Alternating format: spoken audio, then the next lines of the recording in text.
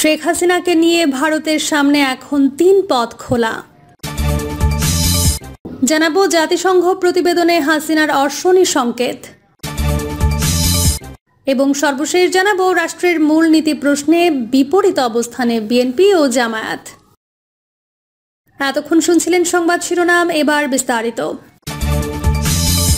শেখ হাসিনাকে নিয়ে ভারতের সামনে এখন ৩ পথ খোলা।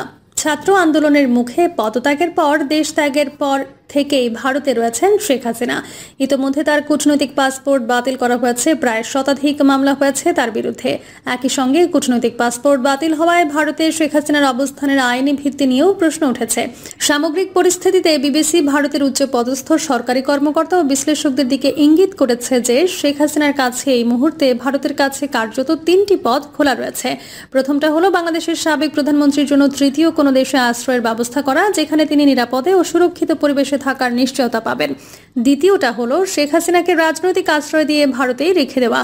তৃতীয়টা হলো ভারতে কর্মকর্তা ও পর্যবেক্ষকদের একটা অংশ বিশ্বাস করেন কিছুদিন পরে উপযুক্ত পরিস্থিতি এলে বাংলাদেশের শেখ হাসিনার রাজনৈতিক প্রত্যাবর্তনের জন্য ভারত চেষ্টা করতে পারে। কারণ দল বা রাজনৈতিক শক্তি হিসেবে আওয়ামী লীগ এখনও ফুরিয়ে যায়নি এবং দলের সর্বোচ্চ নেত্রী হিসেবে তিনি দেশে ফিরে সংগঠনের হাল ধরতে পারেন। শেখ হাসিনা ভারতে রয়ে গেলে সেটা আগামী দিনে ঢাকা দিল্লি সম্পর্কের ক্ষেত্রে বিরূপ প্রভাব ফেলতে পারে বলেও মনে করছেন কেউ কেউ।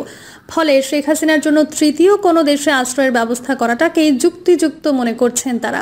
বিবিসি বলছে, ভারত বাংলাদেশ প্রত্যর্পণ চুক্তির আওতায় শেখ হাসিনাকে হস্তান্তরের জন্য ঢাকার কাছ থেকে যদি কোনো অনুরোধ আসে, সেটা যে কোনো না কোনো যুক্তিতে দিল্লি খারিজ করে দেবে তাও একরকম নিশ্চিত।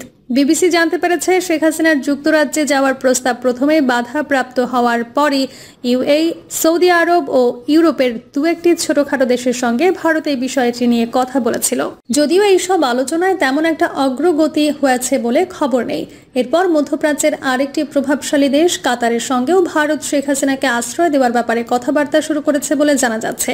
পাশাপাশি এটাও ঠিক, শেখ হাসিনা নিজে এখনো কোনো দেশে লিখিত আবেদন করেননি। তার হয়ে এবং তার মৌখিক সম্মতির ভিত্তিতে যাবতীয় কথাবার্তা ভারত সরকারই চালাচ্ছে। একান্ত প্রয়োজন হলে শেখ হাসিনাকে ভারতের রাজনৈতিক আশ্রয় দিয়ে রেখে যেতে যে ভারত দ্বিধা করবে না, সেই ইঙ্গিতও কিন্তু দিল্লিতে এখন পাওয়া যাচ্ছে। উদাহরণ হিসেবে আসছে তিব্বতী ধর্মগুরু দালাই লামা, নেপালের রাজা ত্রিভুবন বীর বিক্রম শাহ বা আফগান প্রেসিডেন্ট মোহাম্মদ নাজিবুল্লাহ নামে। তারা ভারতের রাজনৈতিক আশ্রয় পেয়েছিলেন। তেমনটা হলে বাংলাদেশের সঙ্গে সম্পর্কের প্রভাব কি পড়বে সেটাও ভাবতে হবে ভারতকে। 1959 সালে দালাই লামাকে রাজনৈতিক আশ্রয় দেওয়ার পর থেকে ভারত চীন সম্পর্কে যে তিক্ততা সৃষ্টি হয়েছিল, 65 বছর পরও তার রেশ রয়ে গেছে। দিল্লিতে আইডিএস এর সিনিয়র ফেলো শ্রুতি পট্টনায়ক বলছেন, যে আন্দোলনের জেরে শেখ হাসিনা সরকারের পতন ঘটেছে তাতে একটা স্পষ্ট ভারত বিরোধী চেহারাও ছিল। সেটা যেমন হাসিনার বিরোধী আন্দোলন ছিল, তেমনই ছিল ভারত বিরোধীও। এখন যদি সেই ভারতই তাকে আশ্রয় দেয়, তাহলে বাংলাদেশে তো তা একটা ভুল বার্তা দেবে এবং সে দেশে ভারত বিরোধী সেন্টিমেন্টকে অবশ্যই আরও উস্কে দেবে। জাতিসংঘ প্রতিবেদনে হাসিনার অর্শনী সংকেত। বাংলাদেশের অন্তর্বর্তীকালীন সরকারের উপদেষ্টা তৌহিদ হোসেন জানিয়েছেন, 1 জুলাই থেকে 15 আগস্ট পর্যন্ত বাংলাদেশে যেসব মানবাধিকার লঙ্ঘনের ঘটনা ঘটেছে, জাতিসংঘ সেটির স্বাধীন ও নিরপেক্ষ তদন্ত করার দায়িত্ব দেয় জাতিসংঘ মানবাধিকার বিষয়ক হাই কমিশনের অফিসকে। তারা 1 মাস পর প্রতিবেদন দাখিল করবে। তিনি আরও জানান, সংশ্লিষ্ট হাই কমিশন অফিস ইতোমধ্যে তাদের তদন্ত সম্পন্ন করেছে, এখন প্রতিবেদন দেবার পালা। এজন্য 1 মাস লাগবে। জানা গেছে, বাংলাদেশ সরকারের কোনো ধরনের হস্তক্ষেপ বা বাধা ছাড়াই এই তদন্ত কার্য সম্পন্ন হয়েছে, যা স্বৈরাচার হাসিনার আওয়ামী লীগ সরকারের শাসনামলে অনেক চেষ্টা করেও করতে পারেনি জাতিসংঘ। অতীতে জাতিসংঘ বিভিন্ন সময় বাংলাদেশে মানবাধিকার লঙ্ঘনের বিশেষভাবে গুম বিষয়ক তদন্ত করতে চেয়েছে, কিন্তু হাসিনা সরকার অনুমতি দেয়নি। এদেশে গুমের কোনো ঘটনা ঘটেনি বলে জাতিসংঘের দাবি ও অনুরোধ প্রত্যাখ্যান করেছে। অথচ এবার ঘটেছে এর সম্পূর্ণ উল্টো ও ব্যতিক্রমী ঘটনা। অন্তর্বর্তীকালীন সরকারের জাতিসংঘ প্রতিনিধি দলকে বলেছেন, আমরা ওপেন এন্ডেড, আপনারা যা দেখতে চান দেখুন। আমি বা আমার লোকজন আপনাদের সঙ্গে যোগাযোগ করবে না। আপনারা স্বাধীনভাবে কাজ করেন। আপনাদের যদি প্রয়োজন লাগে তবে আপনাদের বা স্বরাষ্ট্র মন্ত্রণালয়কে জানাবেন, তারা সহায়তা করবে। এতে বোঝা যায় অত্যন্ত স্পষ্ট অবস্থান ও বক্তব্য বাংলাদেশ সরকারের। আশা করা যায় জাতিসংঘের মানবাধিকার হাই কমিশন একটি সুষ্ঠু, নিরপেক্ষ ও স্বাধীন অভিমত ও তথ্য সম্বলিত তদন্ত রিপোর্ট দিতে সক্ষম হবে। লক্ষণীয় যে গত 1 জুলাই থেকে 15 আগস্ট পর্যন্ত 1.5 মাসে বাংলাদেশে যুগান্তকারী কিছু ঘটনা ঘটেছে, যা যুগপৎ ঐতিহাসিক ও নৃশংস তথা রক্তক্ষয়ী। বাংলাদেশের নিষ্ঠুর স্বৈরশাসক শেখ হাসিনা ও তার দল আওয়ামী লীগ তাদের 1.5 দশকের অবৈধ শাসন ক্ষমতা দীর্ঘায়িত করতে ও টিকিয়ে রাখতে চরম নিষ্ঠুরতা ও নির্মমতার পথ বেছে নেয়। শিক্ষার্থীদের কোটা সংস্কারের দাবিতে আন্দোলন শুরু হলেও শাসক গোষ্ঠীর বেপরোয়া স্বৈরাচারী মনোভাব ও পদক্ষেপ আন্দোলনকে একটি জাতীয় আন্দোলনের রূপ প্রদান করে। দেশের ছাত্র জনতা সরকার পতনের 1 দফা দাবিতে দেশব্যাপী আন্দোলন শুরু করে। দুর্মর ছাত্র জনতা অকাতরে প্রাণ ও রক্ত উৎসর্গ করে স্বৈরাচারী হাসিনার পতন ঘটায়। এজন্য 1,500-এরও অধিক ছাত্র জনতাকে জীবন দিতে হয় পুলিশ সহ আইন শৃঙ্খলা রক্ষাকারী বাহিনী ও তাদের গুন্ডা বাহিনীর হাতে। আহত হয় প্রায় 250,000 মানুষ।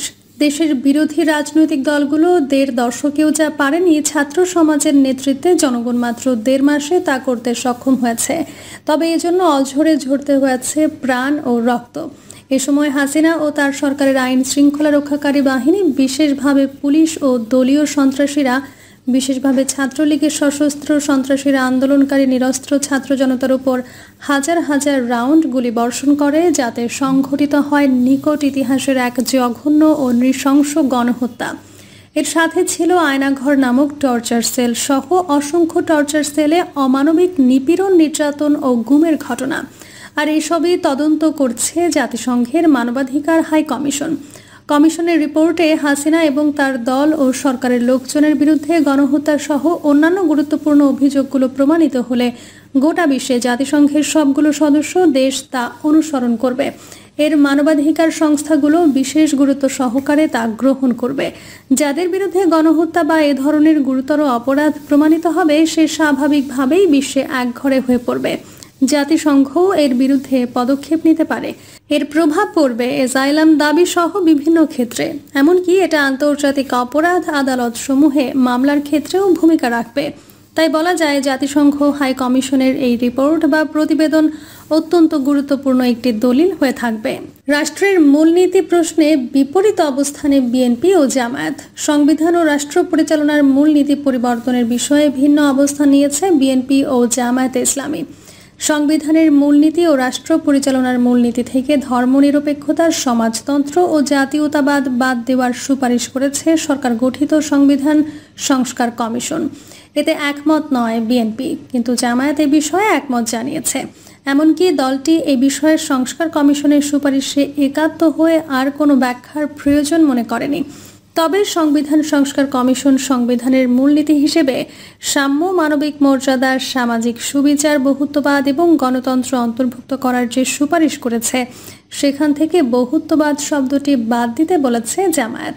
সাম্য, মানবিক মর্যাদা, সামাজিক সুবিচার, বহুত্ববাদ এবং গণতন্ত্র এর আগের সংবিধানের মূলনীতি হিসেবে সর্বশক্তিমান আল্লাহর উপর পূর্ণ আস্থা ও বিশ্বাস, ধর্মীয় ও সামাজিক মূল্যবোধ কথাগুলো যুক্ত করার মতামত তুলে ধরেছে দলটি।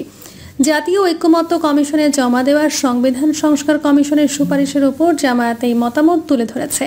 গত 20 মার্চ দলের সেক্রেটারি জেনারেল মিয়া গোলাম পরওয়ারের নেতৃত্বে একটি প্রতিনিধি দল সংবিধান সহ 5 সংস্কার কমিশনের সুপারিশের উপর মতামত জমা দেয়। এর 2 দিন পর 23 মার্চ মতামত জমা দেয় বিএনপি। পৃথক মতামতে সংবিধান ও রাষ্ট্র পরিচালনার মূলনীতির প্রশ্নে দল দুটির ভিন্ন ভিন্ন অবস্থান প্রকাশ পায়। যদিও দল দুটি দীর্ঘদিন একই জোটে ছিল, সাম্প্রতিক সময়ে তাদের মধ্যে রাজনৈতিক বৈরিতা ক্রমেই বাড়ছে। এই অনুচ্ছেদগুলো পঞ্চদশ সংশোধনীর আগের অবস্থায় নেওয়াকে সমীচীন মনে করে বিএনপি। মূলত তত্ত্বাবধায়ক সরকার ব্যবস্থা বিলুপ্ত করে আওয়ামী লীগ সরকারের আমলে 2011 সালের 30 জুন জাতীয় সংসদে সংবিধানের পঞ্চদশ সংশোধনী আইন পাশ করা হয়। সংবিধান সংস্কার কমিশনের প্রস্তাবে সংবিধানের মূলনীতি হিসেবে বলা হয়েছে, বাংলাদেশ একটি বহুত্ববাদী, বহুজাতি, বহুধর্মী, বহুভাষী ও বহু সংস্কৃতির দেশ, যেখানে সব সম্প্রদায়ের সহাবস্থান ও যথাযথ মর্যাদা নিশ্চিত করা হবে। এ বিষয়ে জামায়াত আংশিকভাবে একমত জানিয়ে বহুত্ববাদী শব্দটি বাদ দেওয়া এবং জাতি, ধর্ম, বর্ণ ও নৃতাত্ত্বিক পরিচয় নির্বিশেষে বাংলাদেশের নাগরিকগণ যথাযথ মর্যাদা ও অধিকতর ভোগ করবে, এই কথাগুলো প্রতিস্থাপন করার প্রস্তাব করেছে। অন্যদিকে এই বিষয়ে বিএনপি দ্বিমত জানিয়ে বলেছে, সংবিধানের 8, 9, 10 ও 12 অনুচ্ছেদ পঞ্চদশ সংশোধনীর আগের অবস্থায় ফিরিয়ে নেওয়া অধিকতর যুক্তিযুক্ত। প্রিয় দর্শক, এই ছিল এখনকার সর্বশেষ সংবাদ। আপডেট সব সংবাদ পেতে চ্যানেলটি সাবস্ক্রাইব করে বেল আইকনটি ক্লিক করে রাখুন।